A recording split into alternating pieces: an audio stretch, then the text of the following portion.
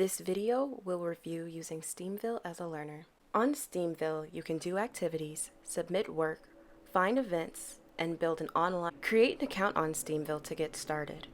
To create a learner's account, you will need a first name, last name, date of birth, email address, optional phone number, and a unique username and password. After that, the learner will answer preference questions about things they like and things they would like to get better at. These will be used to recommend activities and events on the platform. Let's talk language. Playlists group together activities, programs, or events. Activities provide opportunities for learners to participate in. Activities that are done within the platform, also known as challenges, can show up later on, while activities done outside the platform do not show up later on. We have a library of challenges within the platform that learners can complete. These can be found on the Explore page. Programs provide learners with a wide variety of options to engage in scheduled events. Groups provide a social learning space to exchange artifacts, comments, and reactions. Let's talk about the learner's profile. On your learner's profile, you can edit your avatar and bio, join groups, and look at your recommendations. Navigate to the View Account option in order to edit your info.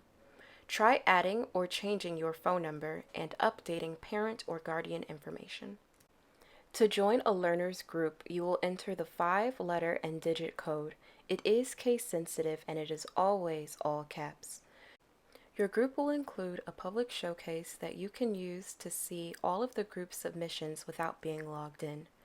Your individual showcase shows your work that you have submitted to this group, and it can be added to your portfolio. You will have the ability to comment and to react. Select View More in any submission to see the contents in full screen.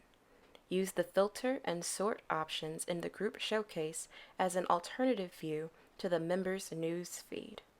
Search by activity name or by user.